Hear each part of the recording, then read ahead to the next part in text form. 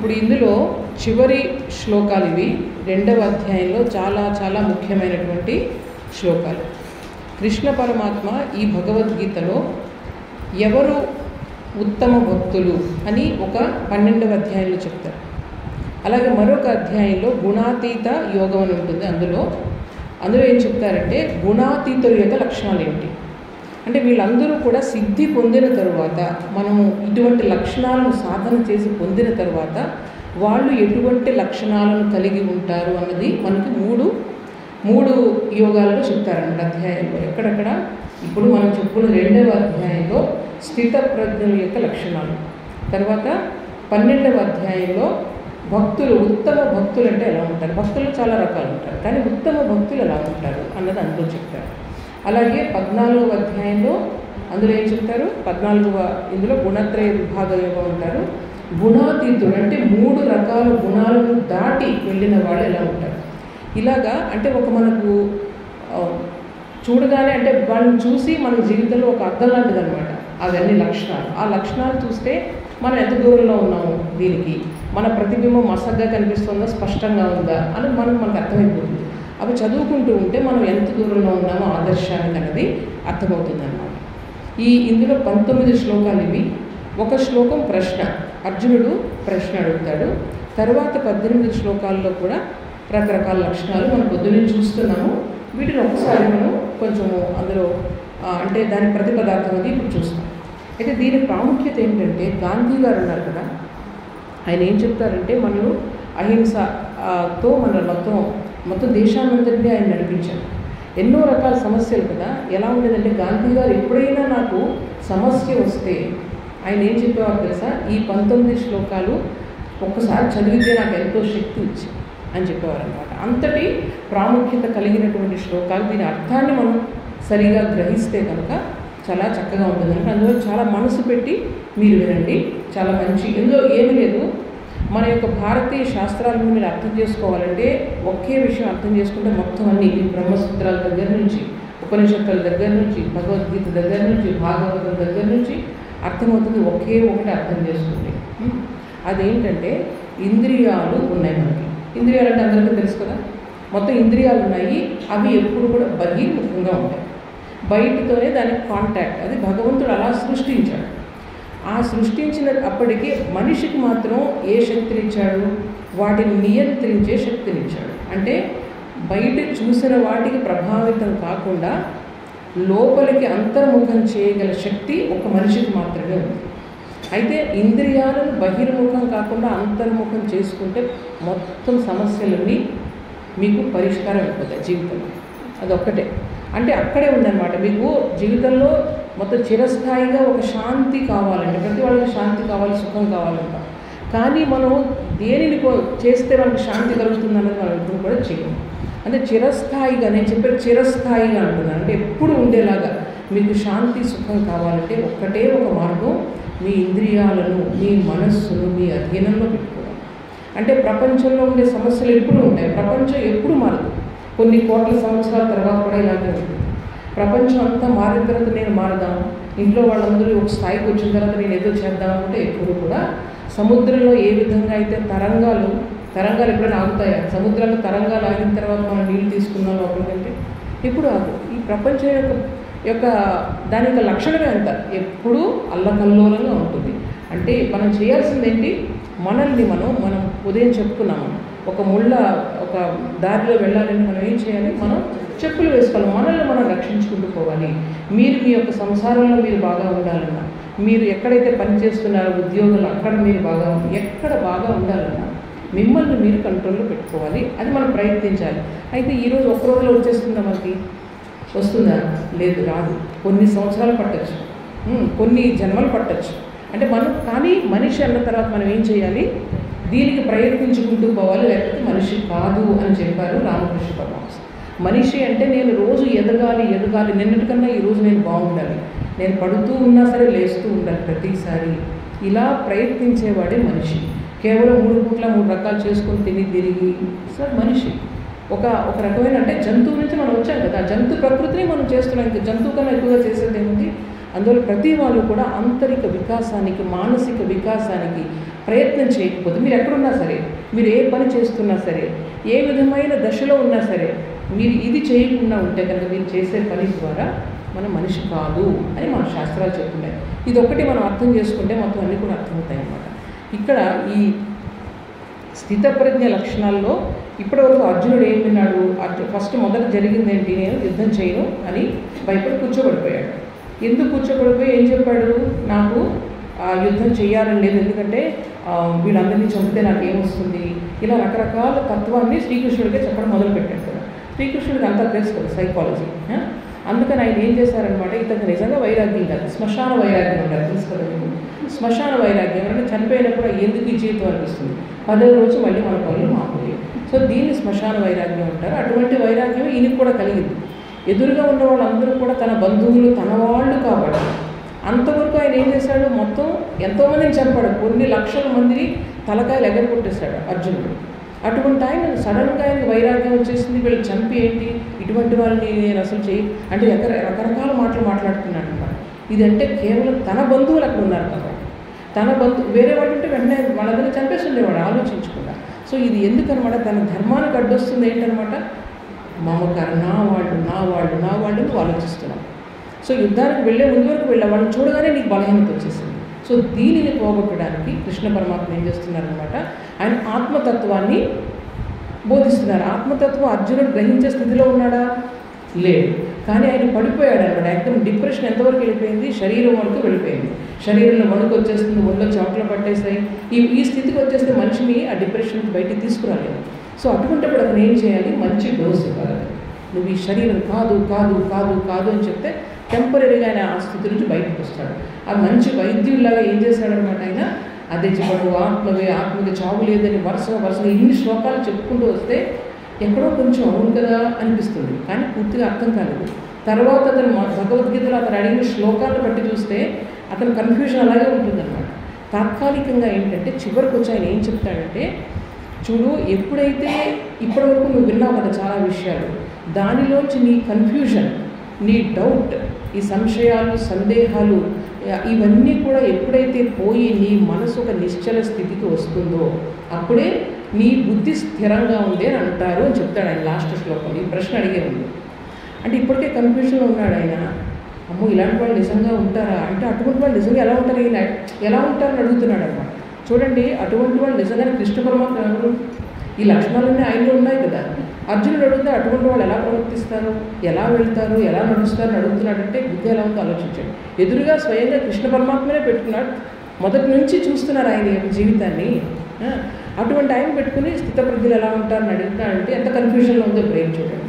So ఆయన ఇక్కడ ఏం చెప్తున్నాడు అనమాట, మొదటి శ్లోకంలో చక్కగా చాలా తెలివిగా అడుగుతున్నాను అనుకుంటున్నాడు అతను. స్థితప్రజ్ఞస్య కా భాషా సమాధిస్థస్య కేశవ స్థితధీ కిం ప్రభాషేత కిమాసీత వ్రజేత కిం. ఇప్పుడు ఈ శ్లోకాన్ని చూడగానే మనకు అర్థం అవ్వాలి. ఎలాగంటే, ఒక శ్లోకాన్ని చూడగానే కొంచెం సంస్కృతంలో విభక్తులు కొన్ని తెలిస్తే చాలు.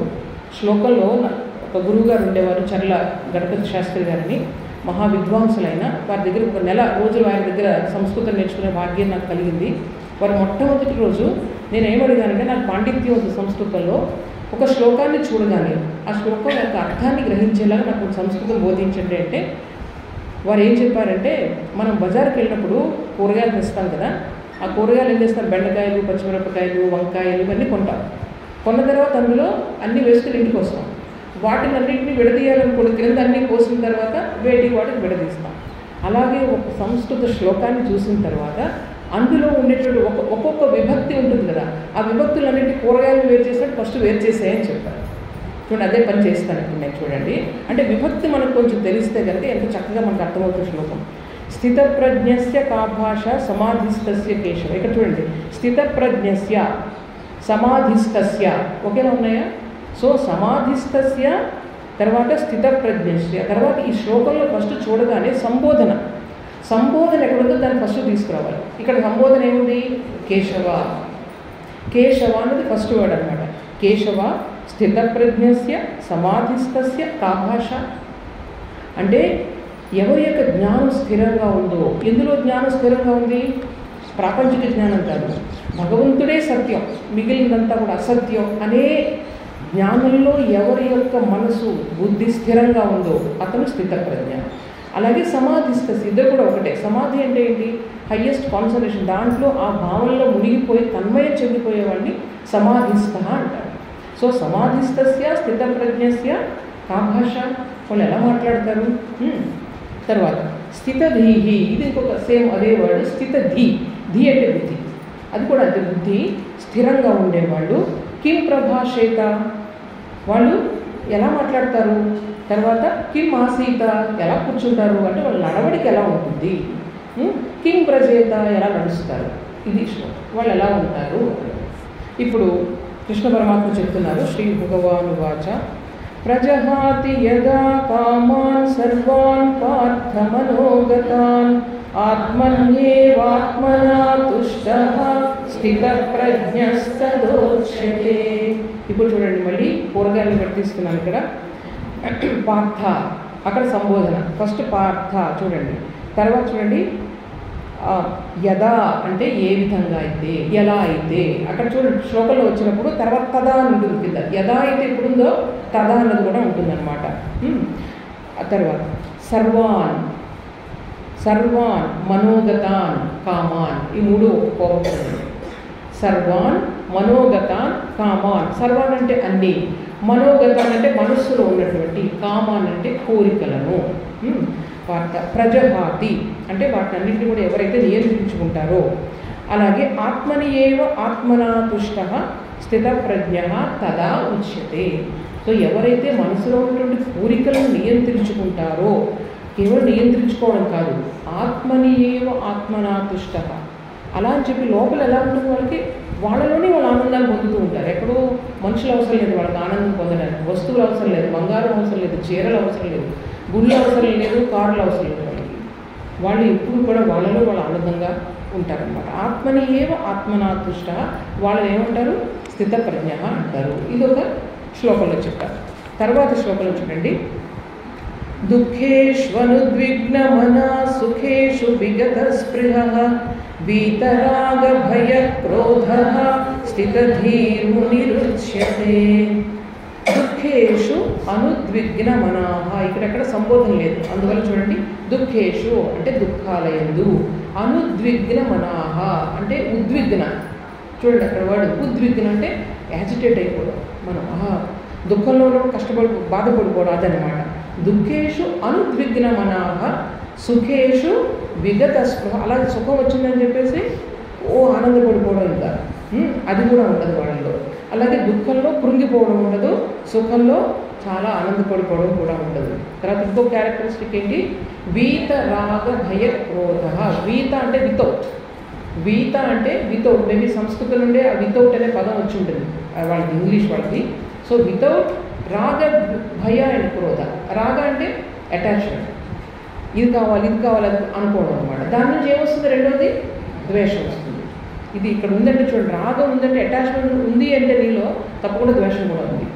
సో రాగ అది లేని వాళ్ళు అంటే నీకు ద్వేషం కూడా ఉంది. నీకు అటాచ్మెంట్ లేకపోతే ద్వేషం కూడా ఉండదు. తర్వాత భయం.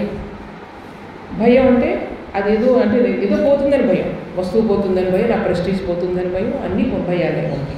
నిమిషానికి మనకు భయాలే. భయం ఉండదు అటువంటి వాళ్ళకి. తర్వాత క్రోధం ఉండదు, కోరిక ఉండదు కాబట్టి క్రోధం ఉండదు వాళ్ళకి, కోపం ఉండదు. అటువంటి వాళ్ళు ఏమంటారు? స్థితధీహి మునిహి ఉచ్యతే. స్థితధీహి మనకు అంతకుముందే వచ్చింది, స్థిరమైన బుద్ధి కలవాళ్ళు. ఎందులో?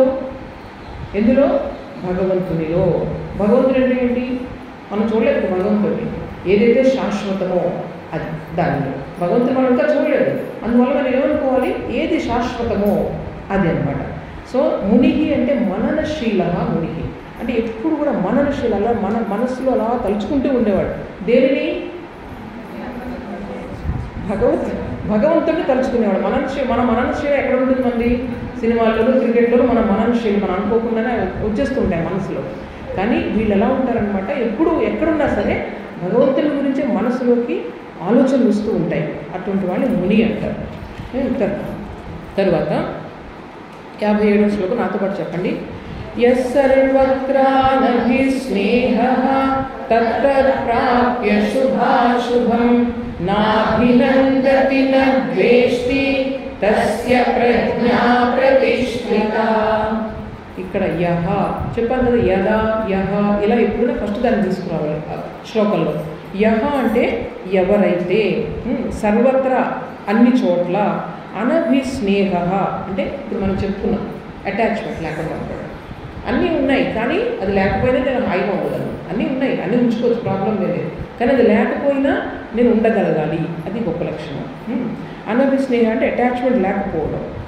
తర్వాత తత్ తత్ ప్రాప్య, తత్తత్ శుభాశుభం ప్రాప్య. శుభాశుభం అంటే శుభం అశుభం, మంచి చెడు. ప్రాప్య నా అభినందతి అంటే శుభాన్ని కలిగినప్పుడు, మంచి కలిగినప్పుడు చాలా ఆనందపడి, మనం చెప్పుకున్నది చాలా ఆనందపడిపోయేవాడు కాదు. తర్వాత చెడు కలిగితే చాలా కృంగిపోయేవాళ్ళు కాదు. నా ద్వేష్టి అంటే ద్వేషం లేనివాడు. తర్వాత తస్య ప్రజ్ఞ, ఈ విధంగా ఎవరైతే ఉంటారో తస్య అతని యొక్క ప్రజ్ఞ, ప్రజ్ఞ అంటే అతని యొక్క జ్ఞానం ప్రతిష్ఠితమైంది. స్థిత ప్రజ్ఞ కదా, ప్రతిష్ఠితమైంది అని చెప్తున్నారు. తర్వాత శ్లోకం. యదా సంహరతే ఛాయం కూర్మోగానీవ సర్వశః ఇంద్రియాణీంద్రియార్థేభ్యః తస్య ప్రజ్ఞా ప్రతిష్ఠితా. మళ్ళీ మొదటి ఏ అక్షరం రావాలి ఇక్కడ చూడండి.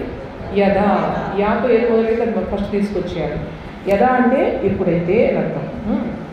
యదా చ అయం కూర్మః అంగాని ఇవ ఇంద్రియార్థేభ్యః ఇంద్రియాణి సర్వశః సంహరతే తస్య ప్రజ్ఞా ప్రతిష్ఠిత. నేను వాక్యాలు చెప్పానన్నమాట మీకు. ఎప్పుడైతే చూడండి కూర్మోంగానివ, కూర్మ అంటే మనం ఇందాక నుంచి విన్నాం మనము తాబేలు. తాబేలు చూసారు కదా, చాలామంది చూసే ఉంటారు. ఏ విధంగా అయితే ఈ తాబేలు తన అంగాలన్నింటినీ కూడా లోపలికి పెట్టుకుని ప్రమాదం వచ్చినప్పుడు వెంటనే విత్డ్రా చేసుకుంటుందో దాన్ని ప్రత్యాహారం అంటారు. యోగ పరిభాషలో దాన్ని ప్రత్యాహారం అంటారు అన్నమాట. నేను అక్కడ చూడకూడదు, నా కళ్ళకు వెళ్ళకూడదు, నేను వినకూడదు, నా చెవులు దాన్ని గ్రహించకూడదు. సో ఈ విధమైనటువంటి శక్తి అనమాట ఇది. వెంటనే లోపలికి తీసుకోవడం అంటే అంత సున్నితంగా ఉండాలి మన మనసు అనమాట. జస్ట్ చాలా జరుగుతూ ఉంటాయి, వాటన్నిటినీ నుంచి కూడా ఉపసంహరించుకునే శక్తి అనమాట. తాబేలుగా పోలుస్తున్నారు. రామకృష్ణ పరమ శ్రీరామకృష్ణుల వారి జీవితం మీరు చూసినట్లయితే ముహు ఇది జరుగుతూ ఉండేది. జస్ట్ లైక్ తాబేలు అనమాట. ఆయన ఏంటంటే ఏదైనా ఆయన చూడకూడని వస్తువు కానీ ఏదైనా వస్తే వెంటనే ఆయన అంగాలన్నీ కూడా విత్డ్రా అయిపోయారు. కళ్ళు అలా చూస్తూ ఉండే కానీ ఎక్కడో చూస్తూ ఉండేవారు ఆయన. ఇదనమాట ఆయన జీవితాన్ని చూస్తే మీకు ఈ శ్లోకం చాలా చక్కగా అర్థమవుతుంది. సో చూడండి ఇక్కడ ఒకటి, ఇంద్రియార్థేభ్యః. ఇది చాలా ఇంపార్టెంట్ వర్డ్, మనకు గీతాలు ఎప్పుడు వస్తూ ఉంటుంది. ఇంద్రియాలు అంటే ఇంద్రియాలు, ఇంద్రియార్థాలు అంటే మనం గ్రహించేవి, ఇంద్రియాలు గ్రహించేవి. వీటి రెండింటికి ఎప్పుడు కూడా కాంటాక్ట్ ఉంటుంది. మాతాజీ చెప్పారు ఉదయం శ్లోకంలో, మాత్రాస్పర్శ, వాటిని ఎప్పుడు కొలుస్తూ మెజర్ చేస్తూ ఉంటాయి. కళ్ళేమో చూస్తుంటే ఇక డ్రెస్ బాగుందని చూస్తాను, ఆ డ్రెస్ చాలా బాగుంది అనుకుంటాను, బాగాలేదు అనుకుంటాను. చెవులు వింటూ ఉంటాయి, అది నచ్చుతుంది, అది నచ్చదు. ఇది కంటిన్యూస్గా ఏం చేస్తాయి, మన ఇంద్రియాలన్నీ కూడా అలా మెజర్ చేస్తూనే ఉంటాయన్నమాట. వీటి రెండింటికి ఎప్పుడు కాంటాక్ట్. కానీ మనం ఎవరైతే జీవితంలో మనం ఉన్నతంగా ఎదగాలని అనుకుంటున్నామో వాళ్ళు ఏం చేయాలి, కాంటాక్ట్ మనం ఏం చేయాలన్నమాట, మనం కంట్రోల్ చేసుకోవచ్చు ఈజీగా. కొన్నాళ్ళు అది కష్టం అనిపిస్తుంది, కానీ తర్వాత ఏంటంటే చాలా సహజంగానే అది మనకు సిద్ధిస్తుంది. ఎంతోమంది యోగులు చెప్పినటువంటి అనుభవం ఇది. చాలామంది మహారాజు వాళ్ళందరూ కూడా, మేము 2 సంవత్సరాలు వెళ్ళి హిమాలయాల్లో తపస్సు చేశాము, అప్పుడు మీకు ఏం కలిగిందంటే వాళ్ళు అక్కడ చెప్పారు, నా మనసు వదిలేశాను, నువ్వు ఎక్కడ కావాలంటే అక్కడ వెళ్ళు అని. స్వామి భూతేశానందజీ మహారాజ్ వారు మన రామకృష్ణ ఆర్డర్కి ఆయన ప్రెసిడెంట్గా చేశారు. చాలా మహాత్ములు. ఆయన 2 సంవత్సరాలు హిమాలయాల్లోకి వెళ్ళి మన రామకృష్ణ మిషన్ పర్మిషన్ అడిగారు, నేను చేసుకోవాలి, చిన్న గుడిసె వేసుకొని ఉత్తరకాశీలో తపస్సు చేశారు ఆయన 2 సంవత్సరాలు. తర్వాత వచ్చిన తర్వాత అడిగితే ఆయన ఏమన్నారంటే, నా మనసుని నీ ఇష్టం వచ్చినట్టు వెళ్ళని చెప్పాను, కానీ అది కేవలం శ్రీరామకృష్ణ యొక్క పాదపద్మాల వైపే తప్ప ఇంకెక్కడికి వెళ్ళడం లేదు. దానికలా ట్రైనింగ్ అయిపోయింది అన్నమాట. చూడండి ఒకసారి అటు ఎటువంటి స్థితి అది, వాడు ఎక్కడున్నా భగవంతుల్లోనే ఉంటుంది వాడు మనసు అన్నమాట. సో ఇటువంటి స్థితి ఇది. సో వీటి యొక్క కాంటాక్ట్ మనం చాలా జాగ్రత్తగా మేనేజ్ చేసుకుంటూ ఉండాలి. సో అటువంటి వాళ్ళ యొక్క ఈ ప్రజ్ఞ అన్నది ప్రతిష్ఠితమైనది. తర్వాత విషయా వినివర్తంతే నిరాహారస్య దేహినః రసవర్జం రసోప్యస్య పరం దృష్ట్వా నివర్తతే. ఇక్కడ నిరాహారస్య దేహినః. నిరాహారస్య అంటే సపోజ్ మనకు అంటే ఉపవాసం చేస్తున్నాం అనుకో, ఉపవాసం చేస్తున్నప్పుడు సాయంకాలం అయిపోయింది, బాగా ఆకలేస్తుంది, మంచి మంచి గారెలు, వేడివేడి గారెలు అక్కడ ఉన్నాయి, కానీ రాత్రి చంద్రుడిని చూసే వరకు నేను ఉపవాసం భంగం చేయకూడదు. నువ్వు పాపం తినట్లేదు, నువ్వు చాలా కంట్రోల్ చేసుకుంటున్నావు, కానీ మీరు లోపల ఆలోచన చూస్తే మీకు ఏం తినాలని అనిపించిందా లేదా? అదనమాట ఆ శ్లోకం చెప్తుంది. సరే మీరేమో కంట్రోల్ చేసుకోమంటున్నారు కదా, మన యొక్క ఇంద్రియాలని వాటి ఒక చూడకుండా కంట్రోల్ చేసుకోమంటున్నారు. మరి అది కంట్రోల్ ఎలా అవుతుంది? పైకి కంట్రోల్ చేసుకుంటున్నాను, కానీ లోపల మాత్రం వాసన, తినాలి అనే కోరిక అది ఉండిపోయింది కదా. రసం అంటారు దాన్ని. రసం అంటే టేస్ట్. ఆ టేస్ట్ కూడా లోపల నుంచి కూడా పోవాలి. పైకి ఊరికి కంట్రోల్ చేసుకుని లాభం లేదు కదా. నేను ఎంత చేసి నా ఇంద్రియాలని దాన్ని చాలా కంట్రోల్ చేసుకుంటే లోపల ఉండిపోయింది. అది యాక్చువల్ ఏదైతే ఉందో ఆ రసం, ఆ కోరిక అట్లాగే ఉండిపోయింది. అటువంటిప్పుడు ఇక్కడ ఏం చెప్తున్నారనమాట, అదే చెప్తున్నారు. ఇప్పుడు అక్కడ ఒక విషయ వస్తువు ఉన్నప్పుడు దాని నుంచి నేను వెనక తీసుకోవచ్చు, కానీ లోపల కోరిక ఉండిపోతుంది కదా. రసవర్జం రసోప్యస్య పరం దృశ్యం. ఆ కోరిక కూడా ఎప్పుడు పోతుంది? అది కూడా ఎప్పుడు పోతుందంటే కేవలం పరబ్రహ్మలో మీరు ప్రతిష్ఠితమైనప్పుడే. ఎందుకంటే దీనికంటే చాలా టేస్ట్గా, చాలా అందంగా భగవంతుని దర్శనం ఒకసారి కలిగితే, రామకృష్ణ పరమహంస అనేవారు రంభ ఊర్వశి తిలోత్తమ గడ్డిపోచల్లా కనిపిస్తారని చెప్పారు.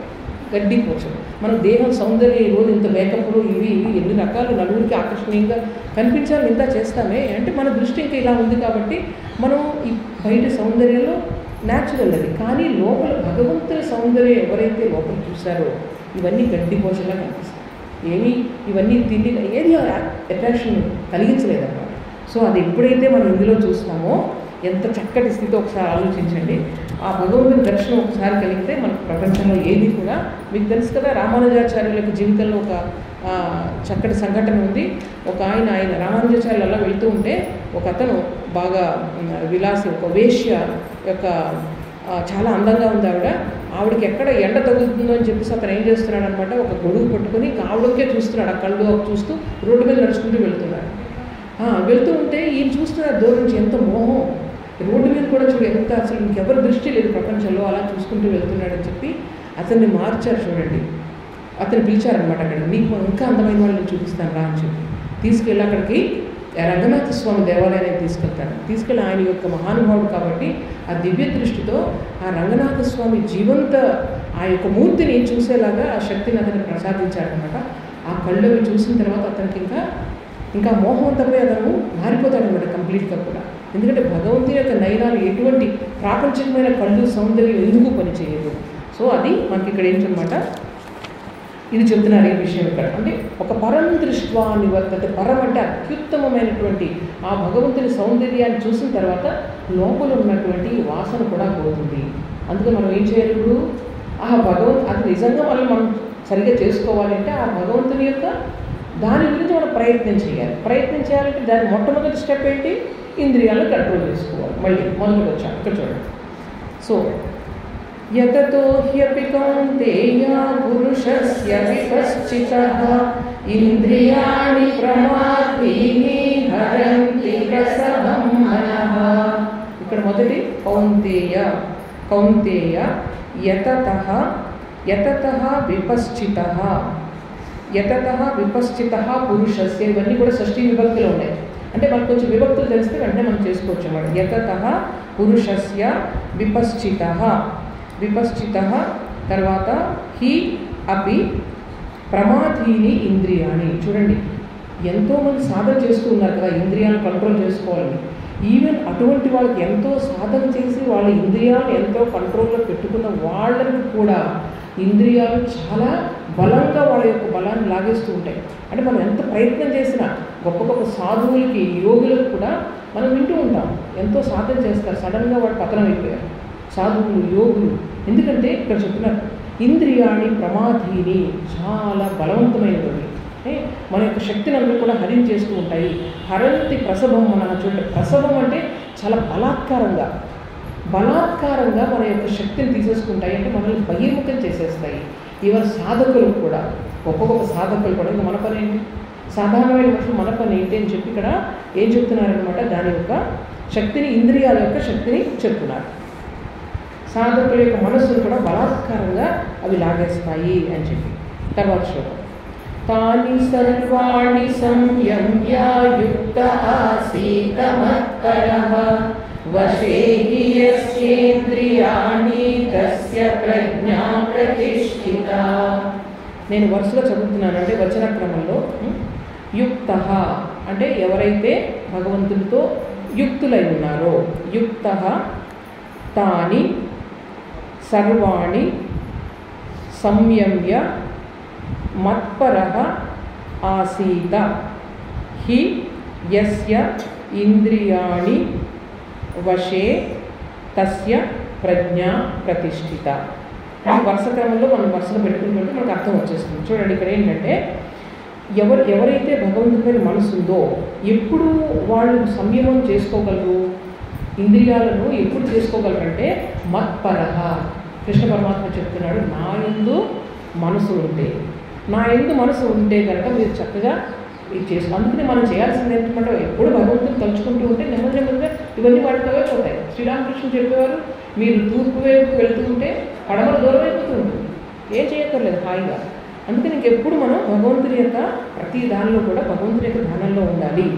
అటువంటి వాళ్ళ యొక్క ఎవరైతే ఈ విధంగా నాయందు మనసు పెట్టి ఇంద్రియాలను సంయమం చేసుకుంటారో, నియంత్రించుకుంటారో వాళ్ళ యొక్క ప్రజ్ఞ ప్రతిష్ఠితమై ఉంది. స్థిత ప్రజ్ఞ లక్షణాల్లో ఒకటి. తరువాత ఎలాగ మన ఇంద్రియాలు మన యొక్క వశంలోంచి వెళ్ళిపోతున్నాయి అన్నది 2 శ్లోకాలు చెప్తారు. 2 శ్లోకాలు కలిపి చదువుదాము. 62, 63.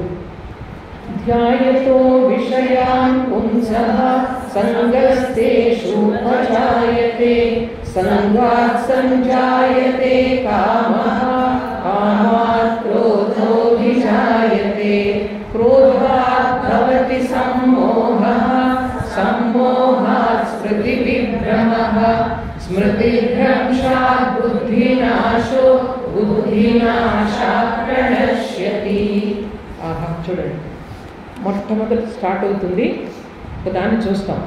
చూసిన వెంటనే దాని గురించి నెమ్మదిగా ఆలోచిస్తూ ఉంటాం.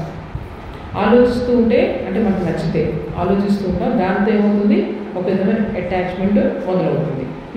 మొదలైన తర్వాత దాని నుంచి అటాచ్మెంట్ నుంచి ఏమొస్తుంది, కోరిక వస్తుంది. ఇక్కడ చూడండి, విషయాన్ ధ్యాయతః పుంసః తేషు సంగః ఉపజాయతే.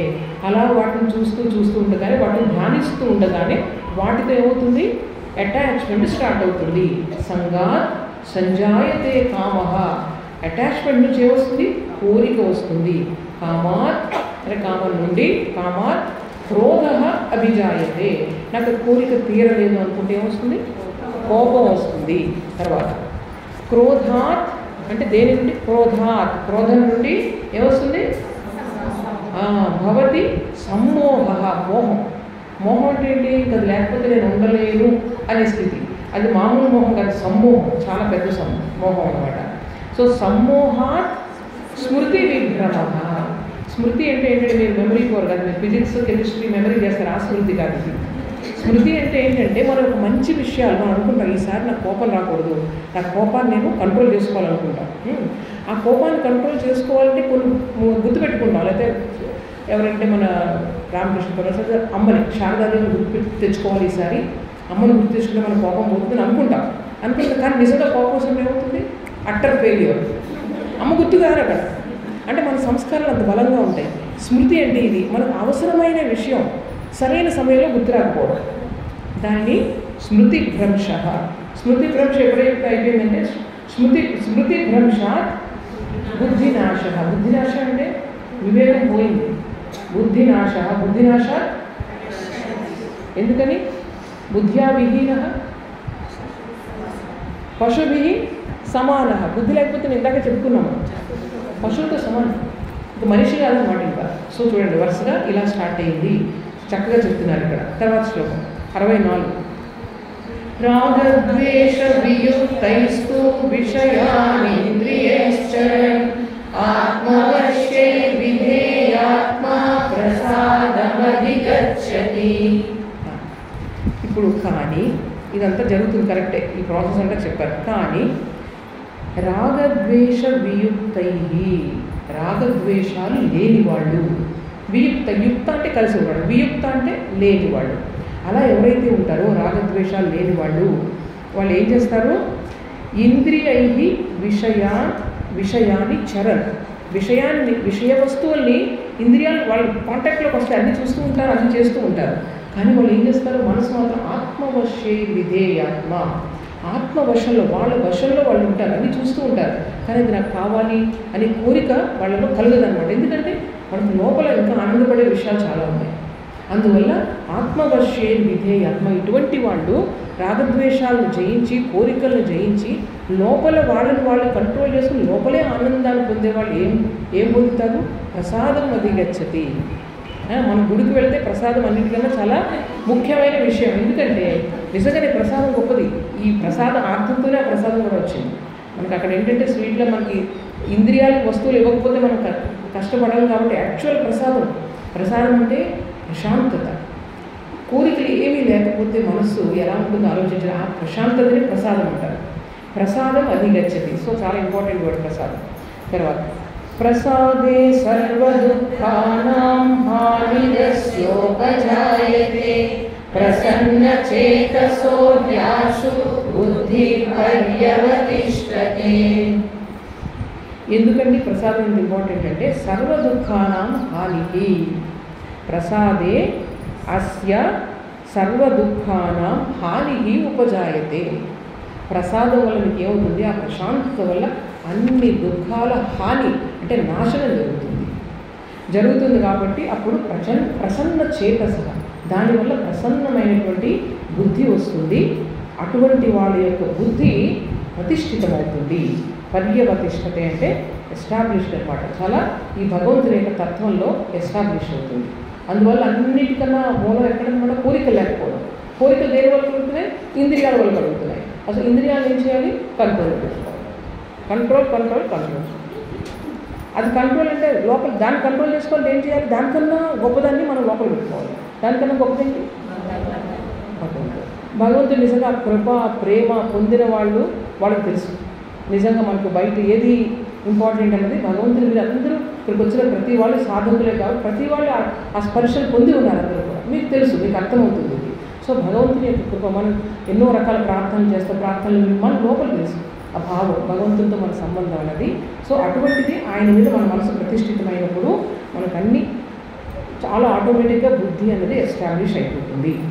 తర్వాత నాస్తి బుద్ధి అయుక్తస్య నచాయుక్తస్య భావనా నచాభావయత శాంతి అశాంతస్య కుతః సుఖం. అయుక్త, ఎవరికైతే భగవంతుడి మీద మనసు లేదో, ప్రపంచంలో వస్తువుల పట్ల మనసు ఉందో వాళ్ళకి బుద్ధి సరిగ్గా పనిచేయదు. నా అస్తి బుద్ధి అయుక్తస్య నచ అయుక్తస్య భావన, బుద్ధి వివేకం సరిగా పనిచేయకపోతే మీ యొక్క భావం పవిత్రంగా ఉంది. నచ అయుక్తస్య భావన నచ అభావయత శాంతి, సరైన భావం సరిగ్గా లేకపోతే మీకు శాంతి ఎక్కడ వస్తుంది? శాంతి లేకపోతే సుఖం ఎక్కడ ఉంటుంది? సో అది చెప్తున్నారు అక్కడ. తర్వాత శ్లోకం ఇంద్రియాణాం విచరతాం యన్మనోను విధీయతే తదస్య హరతి ప్రజ్ఞాం వాయుర్నావమివాంససి. ఇంద్రియాలు చూడండి, ఇలా ఇంద్రియాలు ఎందులో ఇక్కడ చూడండి, ఫస్ట్ వర్డ్ హి చరతాం ఇంద్రియాణాం యత్ మనః అనువిధీయతే. అంటే ఏ మనసు అయితే ఇంద్రియాల వెనుక పరిగెడుతుందో, తర్వాత తత్ అస్య వాయు అంభసి నావ ఇవం ప్రజ్ఞాం హరతి. అంటే ఎవరి మనసు ఇంద్రియాల వెనుక పరిగెడుతుందో, ఎలా అంటే ఒక నదిలో నావ వెళ్తుంది, బాగా గాలి వస్తుంది. ఆ గాలి బాగా పెనుగాలి వస్తే ఏమవుతుంది? గాలి ఎటు వెళ్తే అటు వెళ్ళిపోతుంది. అదేవిధంగా మన యొక్క ఈ మనస్సు కూడా ఆ విధంగా ఇంద్రియాలకు ప్రభావంలో ఉన్నటువంటి మనసు అట్లాగా వెళ్ళిపోతుంది, హెల్ప్లెస్గా వెళ్ళిపోతుంది అన్నమాట, చెడు త్రోవలో. అర్థమైందా?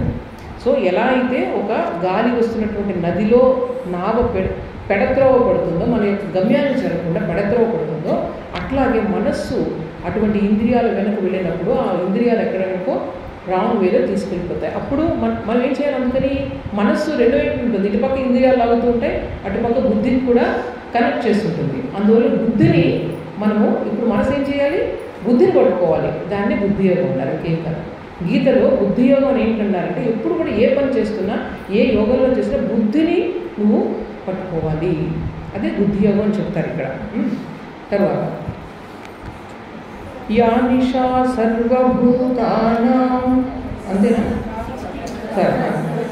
తస్మాద్యస్య మహాబాహో నిగృహీతాని సర్వశః ఇంద్రియాణీంద్రియార్థేభ్యః తస్య ప్రజ్ఞా ప్రతిష్ఠితా.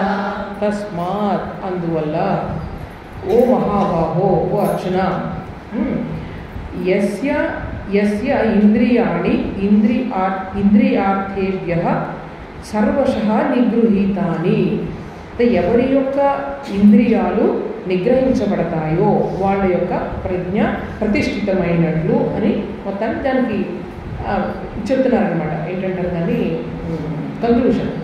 సో ఎవరి యొక్క ఇంద్రియాలు కంట్రోల్ అవుతాయో వాళ్ళ యొక్క ప్రజ్ఞ ప్రతిష్ఠితమైనది. సేమ్ అంతకుముందు చెప్పిన భావమే ఇక్కడ చెప్తున్నారు.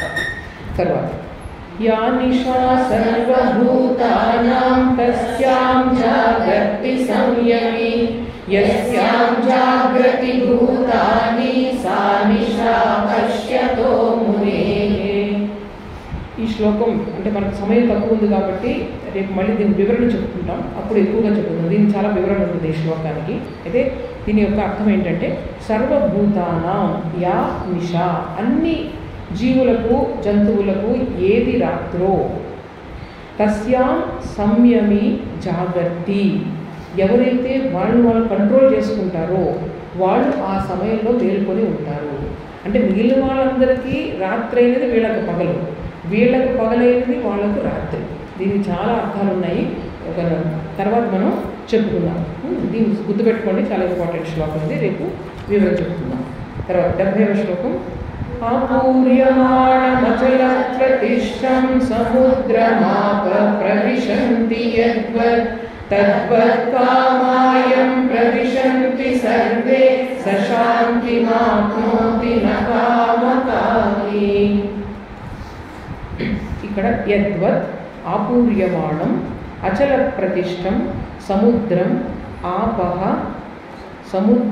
ఆపహ ప్రవిశంతి సర్వే తద్వత్ కామాః యం ప్రవిశంతి స శాంతిం ఆప్నోతి న కామకామి. ఇప్పుడు సముద్రం ఉంది. సముద్రంలో నదులు కలుస్తున్నాయా? బంగాళాఖాతంలో ఎన్ని నదులు కలుస్తున్నాయి చెప్పండి, చిన్నపిల్లలు చెప్పండి. బంగాళాఖాతంలో ఎన్ని నదులు కలుస్తున్నాయి? బే ఆఫ్ బెంగాల్, గంగా నది కలుస్తుంది, గోదావరి కలుస్తుంది, కృష్ణా నది కలుస్తుంది, తర్వాత బ్రహ్మపుత్ర కలుస్తుంది. భారతదేశంలో ఎన్ని నదులు అంటే ఒకసారి వీళ్ళు కలవడం కదా, పాయల కింద చీలి అలాగ కంటిన్యూస్గా ఎంత నీరు సముద్రంలో ప్రవహిస్తూనే ఉంటుంది నిరంతరం. కానీ సముద్రం ఎలా ఉంటుంది? పొంగిపోయింది, అక్కడ నిశ్చలంగా ఉంటుంది. ఆ విధంగా ఎంత చక్కటి ఉదాహరణ చూడండి. ఆ విధంగా మనలో రకరకాల కోరికలు, ఇంద్రియార్థాలు ఇవన్నీ కనిపిస్తూ ఉంటాయి, కోరికలు వస్తూ ఉంటాయి. కానీ అవన్నీ కూడా మనల్ని విచలితం చేయకూడదు. సముద్రం ఏ విధంగా అయితే స్థిరంగా ఉందో ఈ కోరికలు మనలో ఎంటర్ అవుతున్నా మనల్ని ఏ విధంగా ప్రభావితం చేయలేవు, అంతటి స్థిరంగా మనం ఉండాలి. తర్వాత 71వ శ్లోకం. విహాయ కామాన్యః సర్వాన్ పుమాంశ్చరతి నిస్పృహః నిర్మమో నిరహంకారః స శాంతిమధిగచ్చతి. అన్యః పుమాన్ సర్వాన్ కామాన్ విహాయ నిస్పృహః నిరహంకారః నిర్మమః సహ శాంతిం అధిగచ్చతి. సో విహాయ కామాన్, అన్ని రకాలైన కామాల్ని విడిచిపెట్టి, సర్వాన్ కామాన్, ఒకటే కదా కోరిక, అన్ని రకాల కోరిక. సర్వాన్ కామాన్ పుమాన్, ఎవరైతే ఈ చరతి అంటే చలిస్తూ ఉంటాడు, ఈ ప్రపంచంలో తిరుగుతూ ఉంటాడు. ఇలాగ నిస్పృహ అంటే ఇది కావాలి కావాలి అది కావాలి ఇది కావాలి ఎంతసేపు కోరిక అనమాట. ఎంతసేపు అది కావాలి ఇది కావాలంటే ఇంక మీరు మంచి విషయాల గురించి ఎప్పుడు ఆలోచిస్తారు? ఎంతసేపు అది కావాలి ఇది కావాలంటే దాన్ని అది తీర్చుకుంటారు కోరిక, మళ్ళీ ఇంకో కోరిక వస్తుంది, మళ్ళీ అది కావాలి, జీవితం అంతా ఇలా గడుచుకోవాల్సిందేనా? కానీ ఇక్కడ ఏం చెప్తున్నారు? నిస్పృహ, నాకేం అవసరం, నాకు ఏది అవసరమో అది నాకు కావాలంటే తప్ప నాకు ఈ కోరిక ఆ కోరిక లేదు అని చెప్తున్నారు. తర్వాత నిర్మమ, నిస్పృహ నిర్మమ అంటే మమకారం లేదు. మమకారం అంటే నాది నాది నాది నాది, ఫస్ట్ నాది నాది ఇది నాది నాది అని చెప్పి తర్వాత అహంకారం, నేను నేను నేను గొప్పవాళ్ళని, వాళ్ళకన్నా గొప్పవాళ్ళని, వీళ్ళకన్నా గొప్పవాళ్ళని, నేను చాలా తెలివైన వాళ్ళని, రకరకాలు వాళ్ళకంటే నేను గొప్ప అనుకోవడం అహంకారం ప్రతిదాన్ని కూడా. సో నిస్పృహ నిర్మమ నిరహంకార, ఈ పదాలన్నీ కూడా మనం ఒక్కటి కూడా ఆలోచిస్తూ ఉంటే మనకు అవి చాలా సహాయకారిగా పనిచేస్తాయి. సహా అటువంటి వాళ్ళు శాంతిని అధిగచ్చతి, శాంతిని పొందుతారు. సో అన్ని కోరికలను వదిలేసి ఎవరైతే నిస్పృహతో నిరహంకారంతో తర్వాత నిర్మమతో అహంకార మమకారాలు లేకుండా ఎవరైతే ఉంటారో అటువంటి వాళ్ళకి నిజమైన శాంతి లభిస్తుంది. ఇక చివరి శ్లోకం, ఏషా బ్రాహ్మీ స్థితి పార్థ నైనాం ప్రాప్య విముహ్యతి స్థిత్వాస్యామంతకాలేపి బ్రహ్మ నిర్వాణమృచ్చతి. పార్థ ఏషా బ్రాహ్మీ స్థితి, ఓ అర్జున దీన్నే బ్రాహ్మీ స్థితి అంటారు. బ్రహ్మ అంటే బ్రహ్మతత్వంలో భగవంతునిలో ప్రతిష్ఠితమైనటువంటి స్థితి అని దీనిని అంటారు. నా ఏనాం ప్రాప్య, నా ఏనాం ప్రాప్య విముహ్యతి అంటే ఏనాం ప్రాప్య నా విముహ్యతి, దీనిని ఎవరైతే పొందుతారో వాళ్ళని ఎవరూ మోహపరచలేరు, వాళ్ళు మోహంలోకి ఎవరు కూడా విముహ్యతి అంటే మోహపడరు అని అర్థం. స్థిత్వాస్యామంతకాలేపి అంటే అంతకాలే అపి, మీకు చివరి క్షణంలో వచ్చినా సరే ఇటువంటి స్థితి, మీరు చనిపోబోయే ముందు కూడా ఒక రోజు ముందైనా సరే ఈ స్థితి వచ్చిందనుకోండి, వాళ్ళు బ్రహ్మ నిర్వాణం వచ్చేది. వాళ్ళకి ఎప్పుడు కోరికుంటేనే దేహం ఉంటుంది. దేహం ఎందుకు చెప్పడం మనం ఆలోచిస్తే అర్థమవుతుంది. ఏదో ఉంది కాబట్టి దేహం, లేకపోతే ఇన్స్ట్రుమెంట్ అవసరం లేదు. అందువల్ల ఏమవుతుంది? బ్రహ్మ నిర్వాణం వచ్చేది. అలాంటి మనం ఉండవా? అయ్యో మళ్ళీ మన జన్మ లేదని బాధపడిపోతాం నిజంగా, ఎందుకంటే మనకి దేహమే సర్వస్వం అనుకుంటున్నాం కాబట్టి. కానీ ఎప్పుడు ఆ భగవత్ తత్వంలో ఉండడం ఎంత ఆనందం, అది ఒకసారి ఎవరైనా ఆ రుచి తెలిసిన వాళ్ళకి అర్థమవుతుంది అన్నమాట. సో బ్రహ్మ నిర్వాణం రుచతి, చనిపోబోయే ముందు కలిగినా సరే అటువంటి స్థితి హాయిగా మనం బ్రహ్మ నిర్వాణం రుచతి, హయ్యెస్ట్ థ్రోన్ అక్కడ కూర్చొని ఉంటాం అన్నమాట. సో ఇది ఇక్కడ చూడండి, ఇది శ్రీమద్ భగవద్గీతాసు ఉపనిషత్సు, భగవద్గీతకు ఉపనిషత్తుతో సమానం చేశారు. ఉపనిషత్తుల సారమంతా ఇందులో ఉంది కాబట్టి, అంటే కృష్ణ పరమాత్మ ఏం చేశారు? ఉపనిషత్ సారానంతరినీ గ్రహించి ఆయన భగవద్గీతలో ఇచ్చారన్నమాట. ఉపనిషత్సు బ్రహ్మ విద్యాయాం యోగ శాస్త్రి, ఇవి రెండు కూడా చాలా ముఖ్యమైనటువంటి పదాలు. బ్రహ్మ విద్య అంటే సైన్స్ అనమాట. ఇప్పుడు మనం సైన్స్ అయినా చదువుతాం కదా, తర్వాత ఎక్స్పెరిమెంట్ చేస్తాం, దాన్ని అప్లై చేస్తాం అంటారు. ఫస్ట్ మనం ఫిజిక్స్ కెమిస్ట్రీ మ్యాథ్స్ ఇవన్నీ చదువుతాం సైన్స్, దాని తర్వాత దాన్ని ఏం చేస్తాం లైఫ్లో ఇదంతా కూడా మనం అప్లై చేసిందే కదా. మనకి సెల్ ఫోన్లు వాడుతున్నాం, ఇవన్నీ సైన్స్ నుంచి వచ్చిందే కదా. మీ శాటిలైట్స్ ఇవన్నీ ఎక్కడి నుంచి వచ్చాయి? అప్లైడ్ అనమాట, అప్లైడ్ సైన్స్. సో ఇది యోగ శాస్త్రం అంటే అప్లైడ్ అంటే మనం అన్నీ తెలుసుకున్నాం, బాగానే ఉంది. అసలు బ్రహ్మ నిర్మాణం, తర్వాత ఏంటి బ్రాహ్మీ స్థితి, తర్వాత ఇంద్రియాలు, ఇవి అన్నీ తెలుసుకున్నాం. తర్వాత నెక్స్ట్ మూమెంట్లో మనలాగే ఇంద్రియాలు వెనకాలే తిరిగాం అనుకోండి. సో ఇది అప్లైడ్, అప్లికేషన్ అంటే యోగా అన్నమాట. యోగా అంటే మన జీవితంలో దీన్ని మనం ఎలా అప్లై చేసుకోవాలి, మనం ఇటువంటి పరిస్థితుల్లో కూడా మనం సంతోషంగా సుఖంగా ఎదుటి వాళ్ళని కూడా సంతోషంగా సుఖంగా ఉంచగలుగుతున్నామా, లేకపోతే మనం ఎంత దూరంలోనో అర్థమవుతుంది. అట్లీస్ట్ అర్థమవుతుంది. ప్రతి నిమిషం కూడా మనం ఇప్పుడు ఇన్ని చెప్పుకుంటున్నామని చెప్పేసి మనం అందరూ ఎక్కడికో ఎదిగిపోలేదు, ఇక్కడే ఉన్నాం అందరూ కూడా. అది గుర్తుపెట్టుకోండి అక్కడ. అలా అని చెప్పుకోవడం మానేస్తే ఇంకెప్పటికి వెళ్తాం అంటే ఎంతో కొంత కొంచెం ఒక్కొక్క అడుగు ఇంచు వేసుకుని వెళ్ళాలి కదా ముందుకు వెళ్ళడం అంటే మనకి. సో ఆ ముందుకు వెళ్ళడానికే మనం ఈరోజు ఈ ప్రయత్నం అందుకని ఇవన్నీ కూడా శాస్త్రాలు మహానుభావులు చెప్పినవి కాబట్టి కనీసం మనం ఈ శరీరం వెళ్ళే ముందు అవన్నీ తెలుసుకోకుండా మన యొక్క మామూలు మనుగడ ఎగ్జిస్టెన్స్లోనే జీవితం అంతా వెళ్ళిపోతే ఇంకేం చెప్పండి ఒకసారి ఆలోచించండి. చనిపోయిపోయేది మన ఆస్తులు అంతస్తులే గుర్తుకొస్తాయి, అవి ఎందుకు పనికిరానివన్నీ కూడా గుర్తుకొస్తాయి. అందుకని ఏంటంటే ఈ మధ్య మధ్యలో మనం చేసుకుంటూ ఉంటే చక్కగా లాస్ట్ మూమెంట్లో మనం ఏంటంటే మనకు బ్రహ్మ నిర్వాణం బ్రాహ్మీ స్థితి అనే వర్డ్ మీకు గుర్తు రావచ్చు మనం చనిపోబోయే ఉంది చాలు. సో సో అందువల్ల మన ప్రయత్నం వృధా కాకూడదని ప్రార్థిస్తూ ఈరోజు ఇంతటితో ముగిద్దాము. ఓం అసతో మా సద్గమయ తమసో మా జ్యోతిర్గమయ మృత్యోర్మా అమృతం గమయ